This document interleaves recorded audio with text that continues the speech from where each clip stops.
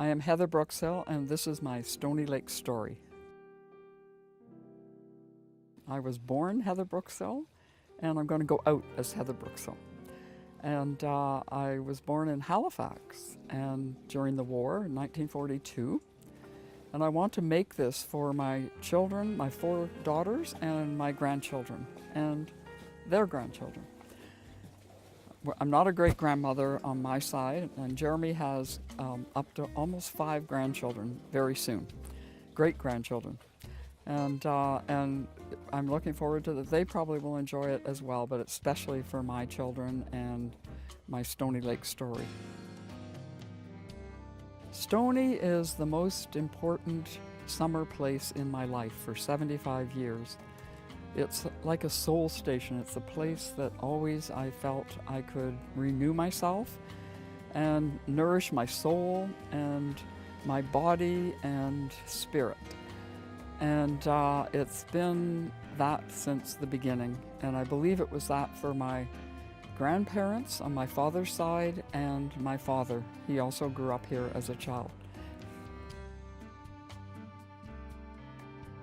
In 1919, my father had come here as a 10-year-old to Viamede and Mount Julian with his parents, my grandmother and my step-grandfather.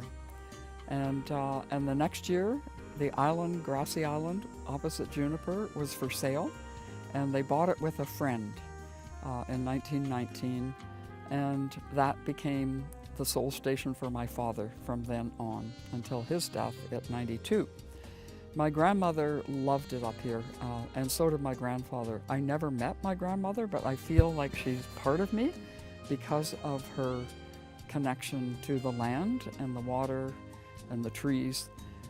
She tried to stay up here from May 1st to November 1st every year. That was, as we all know, without electricity, with an outhouse, and by herself with my father when he could be there, which was generally he had to go to school. But most of the time he was smart enough that they allowed him to stay out of school, so he also spent many more months than most people during the summers when he was a teenager even. My grandfather also loved it. As I say, my grandmother died, her name was Harriet Bancroft Brookshill. And Harriet loved it, but she died of cancer on the island in 1941. I was born in 42, and my grandfather continued to come up. Eventually, he bought the other person out on the other end of the island. I don't remember them at all. And so he lived in that cottage. Is that a seagull?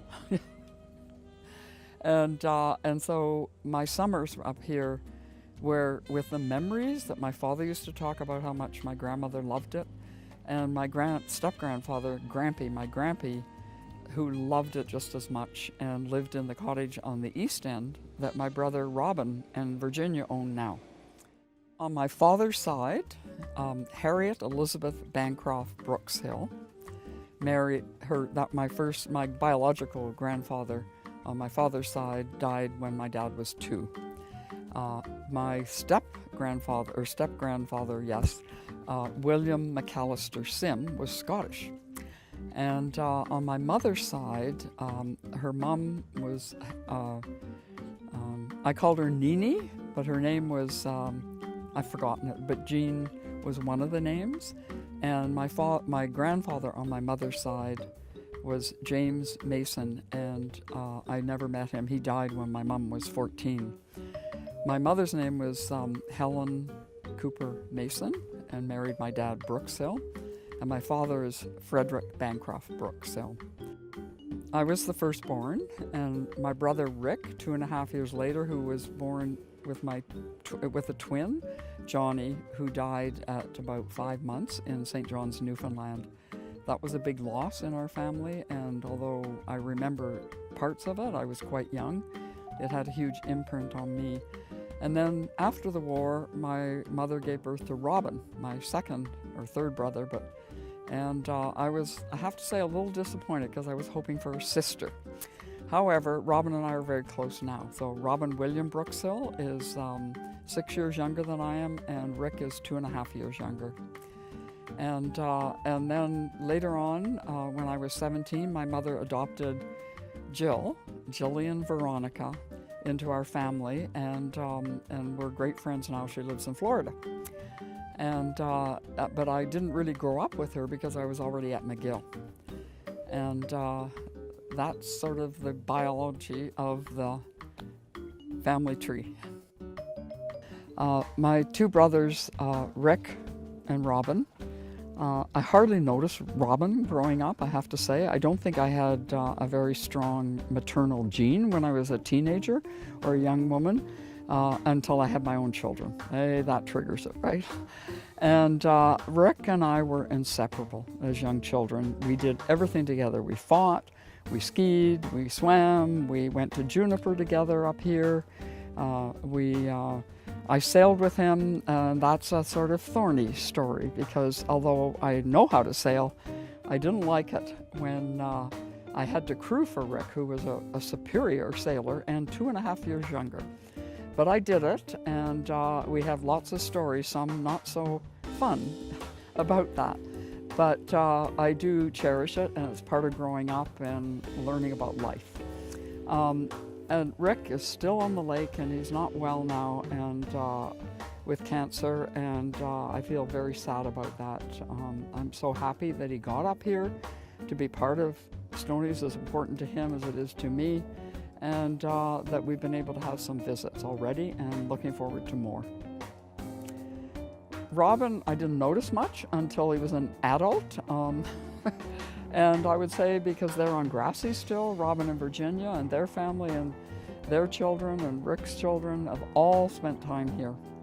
And at Windhaven, Robin and Virginia, we visited them out west as well. And my sister Jill, who lived very nearby for a couple of years year-round, we spent Christmases together, and boy did we have fun in the winter together. And she and Gerald moved to Florida, and they were up this summer, so we had dinner in the gazebo, like always, and I hope that I'll see her when I come back here to visit. Not here, but on Stony. So one of the important things and that I recognize throughout my whole life is coming here, that everything, time frames were longer, and it was a relief from the pressure of school and living in a city and so on. So there were long times in the hammocks, long swims, often with your aunt, Mackie, Susan, and from the time I can remember, around 8 years old, and long conversations and long friendships and long meals. So long is sort of the operative word in that it meant that there were not time limits on things, and that allowed for more pleasure, really. So I cherish that, and I have to say it's harder to achieve when we moved here year-round, because then it's a home and not a cottage. But we worked very hard to make sure that we had more time in the hammock for me, more time in the water, and more time in the gazebo over supper in the summers. And in the winters, it was much quieter, so things slowed down anyway. Certainly when I was a child, canoeing was very central to my time, and I still love it. I have to say I don't do it as much as I used to, but it was about being alone on the water, and I preferred being solo in the canoe, and one of my early teachers was Harold Knappman. I loved our family canoe. It had been built by a friend of Harold Knappman's, and I've forgotten the name, but for my dad when he was a teenager. That canoe is now in the Canadian Canoe Museum and documented as the Grassy Island Canoe. And I guess I haven't said a lot about Grassy Island, but the regattas were important as a child, but I'm not sure that they weren't more important to my mother than they were to me. I inherited genes that allowed me to be a very good athlete, and I had the opportunity to do a lot and to be trained, but I also worked very hard at it. So as a young, I would say up until I was about 15, my first job was at Camp Kawartha. And my granddaughter, Katie, is working there this summer as a lifeguard and a counselor. So that kind of warms my heart that it spanned all those generations. And but I basically was not as competitive as I was led to believe. And more recently, theater and music became central to my life, I would say, from the time in my 30s. And I felt less competitive or less wanting to train to win. But I always loved being outdoors, so it wasn't just, and now since I've been here 22 years, that snowshoeing and cross country became my worship for outdoor activity, and still is. I believe that Nellie, the previous and only owner, she bought the property in 42, spent most of her life, a very sad life, without children who were handicapped and a husband who died young, here alone in summers. She called it Meshach. We never knew why, we never met her. So we thought, well, we'll honor her by keeping the island that was also part of the property, calling it Meshach. We've always called it Meshach. There are two other little islands, one to the southeast and one to the northwest. The southeast one we named Mythical, and the one to the northwest we call it Mystical. And for a while we struggled, and we thought, well, what is special? Why do we both love it? And we both love wind, Jeremy and I, and we called it Wind Haven, a haven for the wind, not from the wind. So it really blows here, and we love it. It does make docking a little bit difficult, and canoeing a little bit more difficult, but and with the island protecting it, the swimming behind on this side of the island is fine, and it's rough and very wavy out there, and I love that part, and some people do. So it was a haven for both Jeremy and I. Jeremy, of course, who adores his catboat. He first had a laser up here and then joined the catboat fleet 19 years ago. I would never have come to this on my own, or maybe I would have, but I'll never know if I would have. We had a GE potluck supper here, meaning people that were working for fair compensation and breaking the conspiracy of silence in Peterborough around occupational disease. And John Ball, who was central to the project, still is, he's now 84, was here. And he's a man of great spirituality and a very fine man. He was sitting on the veranda out here saying, don't you see them walking by? They're not saying anything, they're just walking quietly by. And I said, I don't know what you're talking about. I don't see anything except beauty of the rock and the pine and the water. And he said, no, they're spirits from the past. And they're very happy you're here, and they're very happy with how you're looking after the property. And but they're definitely here, and they're just visiting. And they may visit again. I said, well, I don't see them. He said, but they're definitely here. We've always felt that where we built the gazebo was on another language for it might be a PowerPoint, right? Like as an energy PowerPoint, and there are several on this property. And one is Morning Rock out there, another is where we built the gazebo. And certainly the dinners and the long conversations that we've had in the gazebo have been very special and very spiritual from time to time, and very healing. So I do believe they're here, even after 22 years. I've never seen them myself. They don't talk to me personally, but I believe it.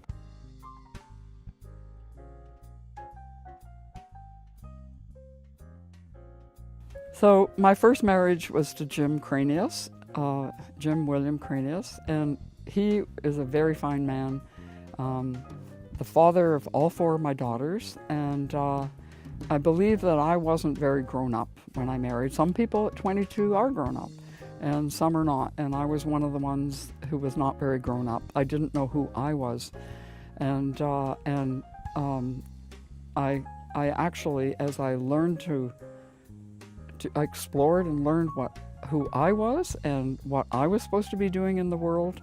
One of the things I was to do was to have children and raise them in a good way. But there were other things that I was called to do. And so when I met Jeremy, it became very evident that he was my soulmate, and the values that we shared and our interdependence, not codependence, but interdependence, would allow us to pursue our work on the planet. And it's very different. I'm not a scientist like Jeremy Paul Carver, but we were married in 1983, and we've supported each other's work and in many different ways, and occasionally we've done projects together, starting with City School and then Friends of Fraser Wetlands, and certainly the Stéphane Dion period of my life. We shared that work together. And our next project in the future in Val David is to reforest our 3/4 of an acre, because it was cut down to build an auberge, and there's a big, huge empty space that we do not need for our log home, which we're building. And we knew in 1982 that we were to, when we saw the clear cuts in BC, that someday we had to take on the job of reforesting. Well, it's not going to be a clear cut in BC, but it will be 3/4 of an acre in Val David, on the side of the mountain where we will live. I really didn't even know this about myself when Jim and I bought BlackRock, but I realized that protecting what I loved and what I wanted to honor about the lake was important, that I better do something about it.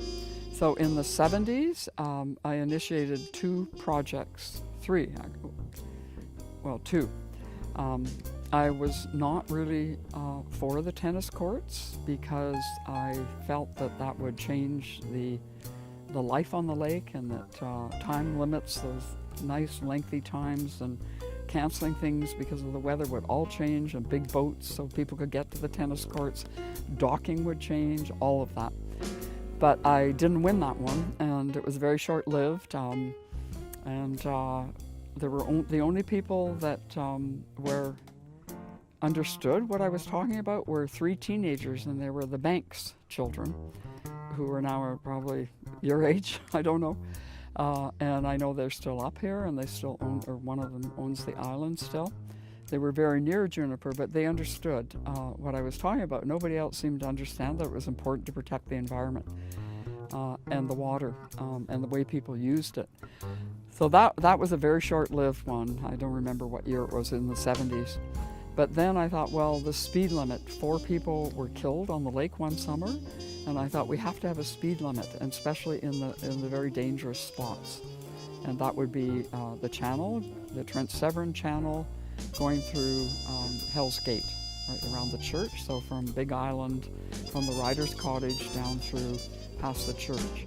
So I worked very hard to make that happen, and I was not successful.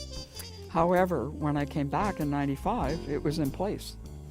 And when I'm jumping ahead a bit, but from the 70s, but when I was able to get the speed limit around Juniper, which took 3 years of work with the federal government, the provincial government, 2 different townships, and the cottagers themselves, some of whom were opposed to it, the M&R person found the original document of the work I had done in the 70s and said, "Was this you when were you Heather Cranius?" I said, "Oh yeah, I was. I forgot. You still have that." So she was able to give me a copy of it, but she wasn't able to give the opposition to me. She could only give me what was my personal effort in it. But I still have that. So I know I'm not the one that finished the first one, but I believe it was an Anderson, also a family, a Stony Lake family, who picked it up and got it implemented before '95. I don't know what year happened in the Hell's Gate Channel. And the other thing that I did was that because of the deaths on the lake, that I thought that there should be a safety, somebody designated on the ASLC directorship to be responsible for safety. So I was the first safety director, and we did demonstrations at the regatta, I don't know, for a couple of years in the 70s. I don't think that position exists anymore, but I have to say that the rules, the federal and the provincial rules are tighter, both the speed limits but also the safety equipment in a boat, right? Like nobody had any safety equipment in a boat in the 70s. And that was not me who did that, but the government did that. Yeah, so those are basically the two things. I also was the treasurer of, which I find hilariously funny, but I actually love math. I had math prizes from high school. But I was the treasurer on the ASLC when John Bonnycastle, a family of the Bonnycastles who were very close to my family growing up, and John was the president. Now he was a CA, so I was in good hands if I needed any help, which I did.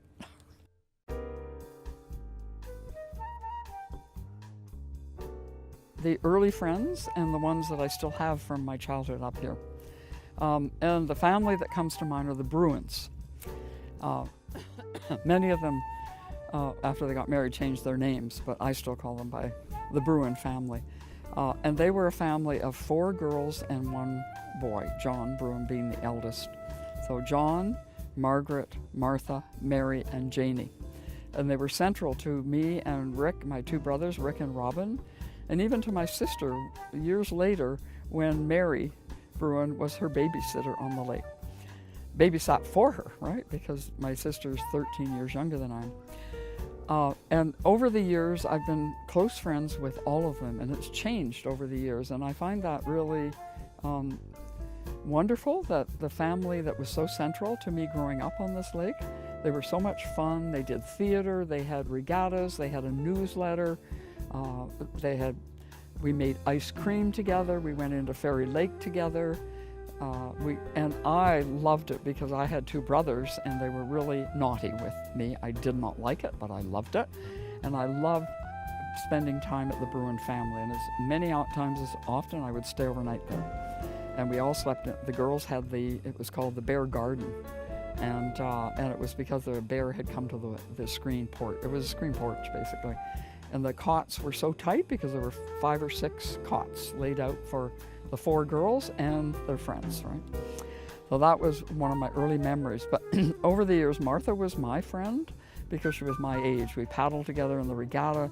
We went to Quebec City and studied French together when we were 17. And no, I think I was 16 or 17, 16 actually.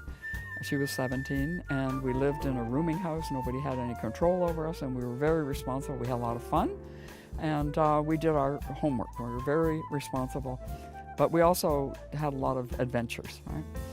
And then later on, when I came back, when I was on Black Rock, I would say that it was Margaret that was my closest friend of the Bruin family, and 2 of her children matched up with my younger 2, so we did a lot together. I was the first woman director, and she was, or maybe she was the first, but she and I were the first women directors. They were all men before that. In the 70s, there were no women directors. Margaret died very tragically, too young. Her kids were young, and I still miss her.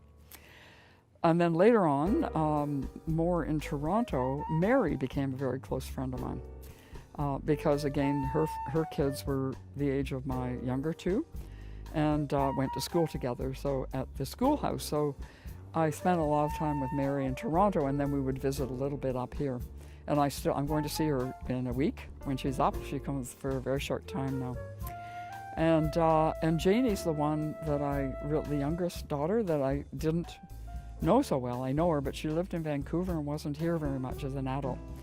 She has been to Windhaven, and I know my brother's in touch with her still. Then John and I became friends when John and Pat moved back to Toronto. And that would have been, I don't know, 17 years ago, 20 years ago. And Jeremy and I and John and Pat have become quite close friends over the last few years. They had a place in Lakefield. We sold Windhaven the same month they sold their place in Lakefield. But our friendship happens because of our values and our interests in politics and the arts and the history of Stony Lake for John and I.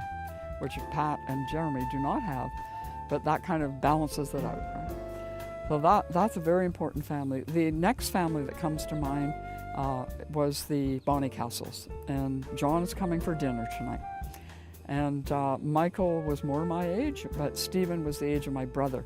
But it was more because our parents were good friends and the islands were close. They were on the Three Sisters, just opposite, just a little bit south of us. And so there were family times that we spent with that family as well. Most of the friends I had, some of them aren't on the lake anymore. Fran and Gail have gone. But it was a circle where we could paddle or row because we didn't have motorboats, right? We had a small motorboat, but as children we were never given a motorboat to go and visit friends. And the friend also who is still in my life from that early period on Grassy is Katie Denton. She was Katie McDonald, a longtime Stony Laker. And I'm jumping forward now to another piece of activism that Katie and I have become very connected over the last few years around the Friends of Fraser wetlands. And she moved back to Peterborough, and so that's allowed us to see each other in the winter as well. And she was a strong supporter, and I didn't even know that, but of course she didn't know about that part of me growing up either, right? That these issues were important, and it was important to work together to take action. Susan McDonald was my childhood friend, the longest term friend I have in my life, from when I was 4 and she was 5, so close to over 70 years. It started in Oakville. It continued at Georgian Bay at her family cottage, and it's probably when I fell in love with rock, because Grassy Island was called Grassy Island for a reason, and I wanted more rock, which I got at Black Rock and here at Windhaven.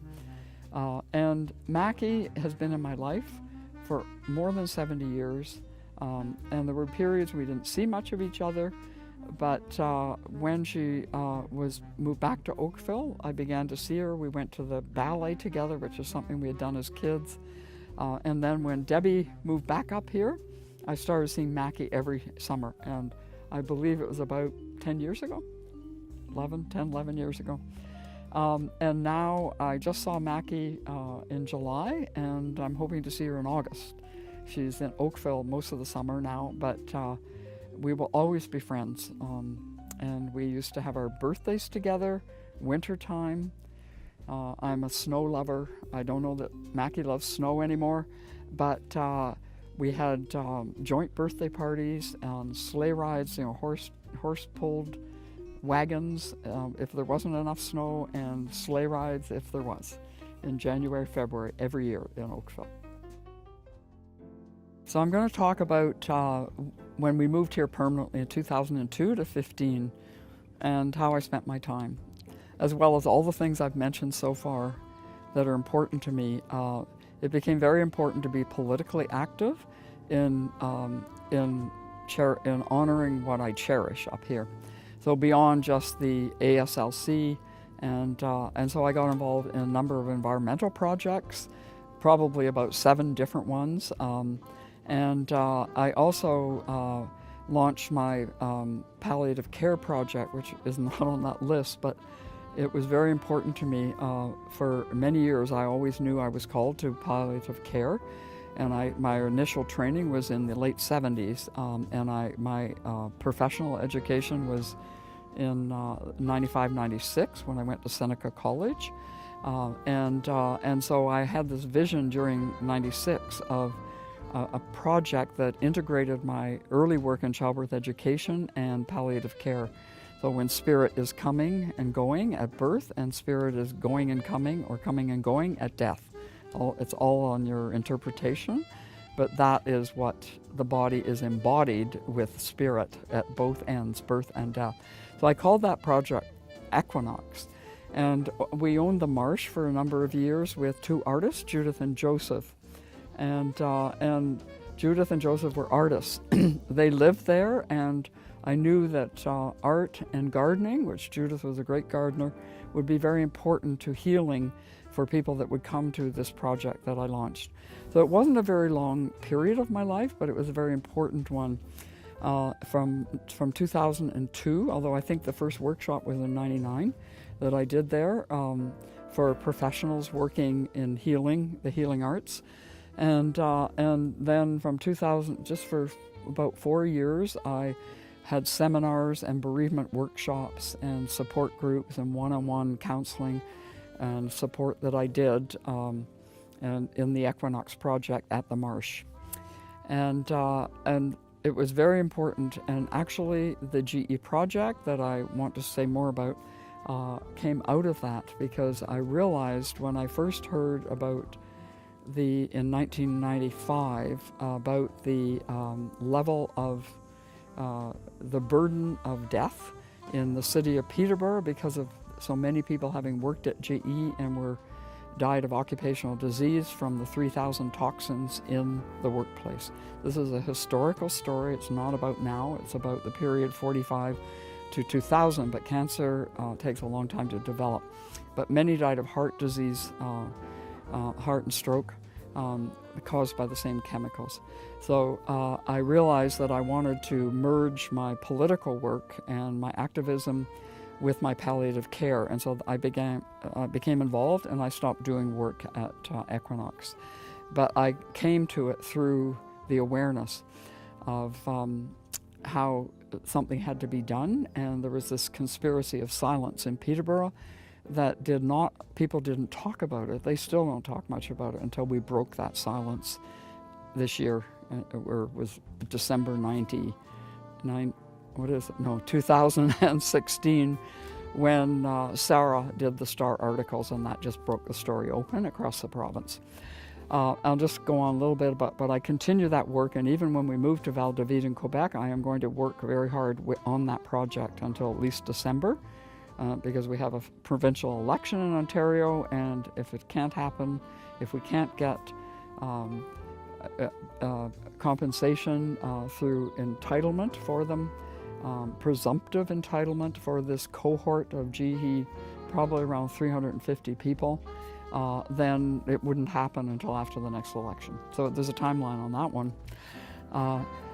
And I have two friends that I will miss very much from that project, Kathy and Marianne Burton, Kathy Dracob Harris, that we have worked together as the steering committee with workers on the steering committee for more than 10 years together. So I had a lot of time. We had lots of grandchildren. Jeremy's came first here at Windhaven from 2002 on, and they were little. They swam here. They saw their first snakes and the deer eating my garden, and they loved it. And I ran kids camp for Jeremy's grandchildren, and then I ran it for my grandchildren for maybe 4 or 5 years each, right, in 2 different segments. And Juliana, my oldest granddaughter, was my assistant, because on the one with the Black Rock crew, because she was a little bit older and she was very good, and I needed to help her, right? And the other, they also learned about First Nations, because I was beginning to be involved with Curve Lake, and through Trent University first, and through my friend Paula Goodfellow Meyer, who lives in Lakefield. We're still friends. And she introduced me to a lot of the Curve Lake people who were active, either teaching at Trent University or were elders at on the reserve at Curve. And so I was able to integrate some of what I learned from them with my grandchildren here during kids camp. And Ursula gave me, I have a picture she made where she wrote, everything I've learned about First Nations I learned from my granny, and I treasure that, right? But they all learned about the 4 sacred elements and the 4 directions. We had campfire. We started with a campfire here every single morning, except when it was too windy, which in the morning it often isn't.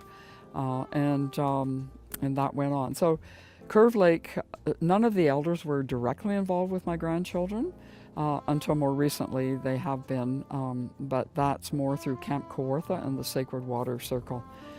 and a camp at Trent that 3 of my grandchildren, Elias and Jasper and Ursula, have all attended. I've forgotten the name of it right now. It'll come to me later. It's a day camp at Trent, where it's integrating Western science with Indigenous knowledge. Right? Fabulous camp. It's ongoing. My kids have outgrown it. That's all. My grandchildren.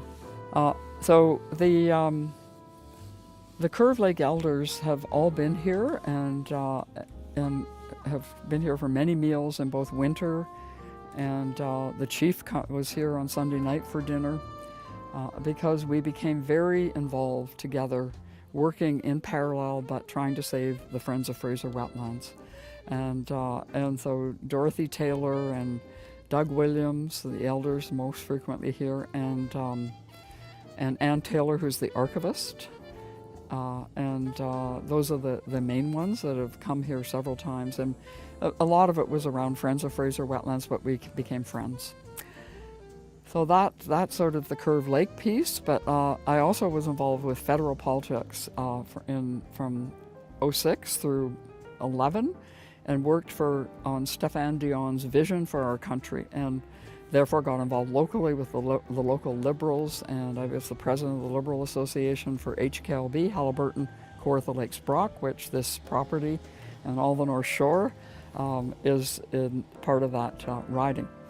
We're not part of Peterborough. We will be in the next Fed election, but and we were in the previous one. But in the 08 and 11 election, we were still part of HKLB.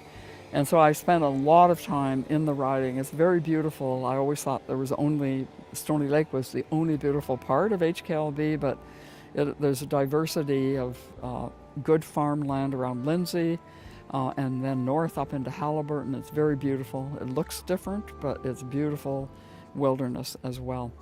And I loved that work, and it ended after the 11 election. So it was just a block period. But Stéphane Dion's vision for our country, with the poverty reduction strategy that he had in place for on his platform, and the green shift, which now we're seeing being implemented across our country in provincial legislation and federal. So I don't regret those years. We didn't implement it at that time, but it's happening now for sure. And then there were the other projects I was involved with were all important to me, but they were more short-lived, and I would say it was HKLB, the Friends of Fraser Wetlands, and the GE project were the main ones.